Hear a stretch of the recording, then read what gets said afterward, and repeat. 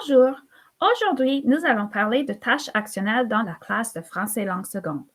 Je m'appelle Antonia Setim et je suis conseillère pédagogique au palier élémentaire de Ottawa Carleton District School Board. Alors tout d'abord, commençons avec une activité que nous faisons en salle de classe. Ce sont des exemples d'activités langagières que nous proposons quelquefois à nos élèves en salle de classe. Qu'est-ce que tu fais pendant la récréation? De quelle couleur est cet objet? Quel vêtement est-ce que tu portes aujourd'hui?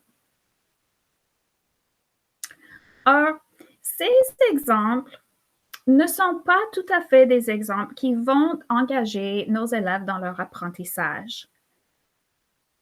Alors, comment est-ce qu'on peut engager les élèves? On peut leur proposer une tâche qui est plus actionnelle. Ça veut dire on peut une activité qui ne demande pas seulement de raconter et d'écrire quelque chose que nous voyons avec nos yeux, mais une activité, une tâche qu'il faut accomplir. Avec les activités dont nous avons parlé ici, les élèves n'ont pas besoin d'écouter parce qu'ils savent déjà la réponse. Ils peuvent voir avec les yeux qu'est-ce qui se passe. C'est inutile parce qu'ils n'ont pas vraiment besoin de la réponse. Ils savent déjà la réponse. Et il n'y a pas vraiment une fin réelle. Qu'est-ce que cette communication change? Quelle est son importance? Alors, pour engager nos élèves, nous avons besoin de peaufiner un petit peu ce genre d'activité communicative pour la rendre plus actionnelle ou plus significative pour l'élève. Ça ne veut pas dire qu'on ne va jamais faire ce genre d'activité communicative, mais on veut amener les activités à un autre niveau pour les rendre plus authentiques afin d'engager les élèves et d'élargir leur capacité d'interagir. Nous vous proposons d'utiliser les tâches authentiques. Qu'est-ce que c'est alors cette tâche authentique dont on parle ou cette tâche actionnelle dont on parle? Pour qu'une tâche soit actionnelle, elle doit avoir certaines caractéristiques. Premièrement, elle doit entraîner une communication avec une fin réelle, un but, un résultat. Le personnel enseignant peut tenir compte des intérêts des élèves et établir des liens avec les attentes du curriculum pour élaborer des tâches ou des cycles d'apprentissage qui sont fondés sur les tâches utiles. On veut que l'apprenant apprenne le français tandis qu'il cherche à résoudre un problème ou à remplir une obligation. On veut qu'il apprend un français et non pas seulement qu'il apprend le français. On veut utiliser une situation réaliste et pertinente à l'élève pour fournir le contexte de la tâche. La complexité de la tâche peut être adaptée en fonction des habiletés cognitives et linguistiques des élèves. On veut aussi favoriser la création de relations sociales entre les élèves et d'autres personnes qui pourraient prendre part à leurs interactions. Les élèves, même ceux qui ont des compétences limitées en français, utilisent la langue pour faire quelque chose de significatif pour eux. Alors, revenons à une de nos tâches, une de nos activités de départ et essayons de la rendre plus authentique. La question, c'était qu'est-ce que tu fais pendant la récréation? Alors, pour rendre cette activité plus authentique, je vous propose, vous allez décider avec votre ami ce que vous allez faire pendant la récréation. Vous devez vous mettre d'accord sur une activité.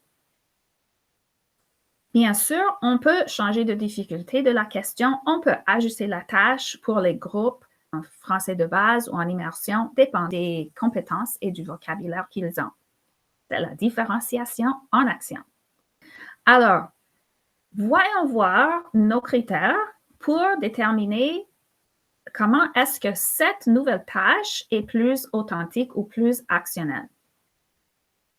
Est-ce qu'elle entraîne une communication avec une fin réelle, un but ou un résultat? Oui, c'est une situation réaliste et pertinente qui fournit le contexte de la tâche. Le contexte, c'est jouer à la récréation. Le but, c'est de décider à quoi est-ce qu'on va jouer. Plus tard dans la vie, ça peut être prendre décision avec un autre. Et Dernier critère, c'est favorise la création de relations sociales. Eh bien, cette activité demande que les élèves interagissent avec d'autres élèves pour prendre des décisions. Donc, oui, nous avons éteint tous les critères. D'autant plus, l'élève a besoin d'écouter parce qu'il doit réagir en fonction de l'interaction.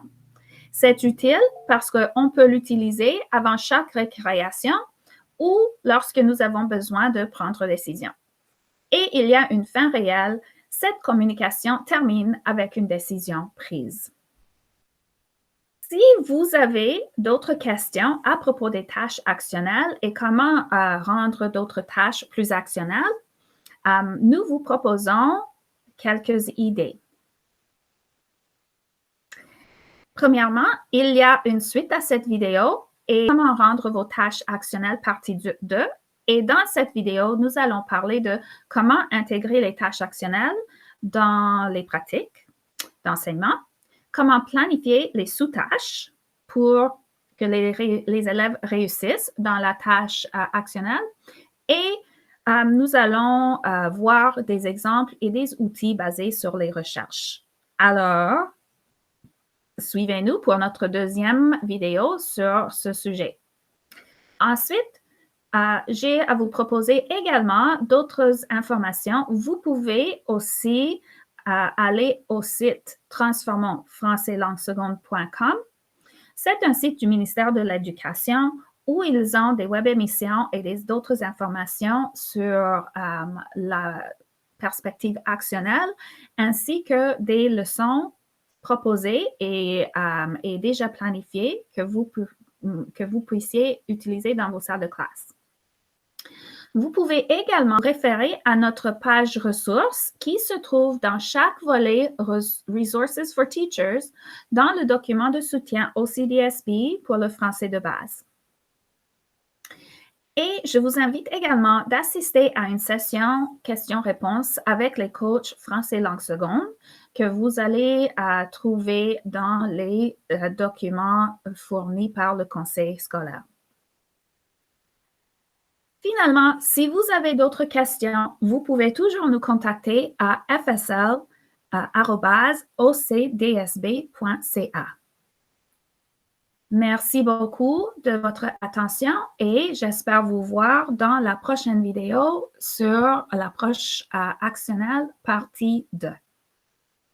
Au revoir.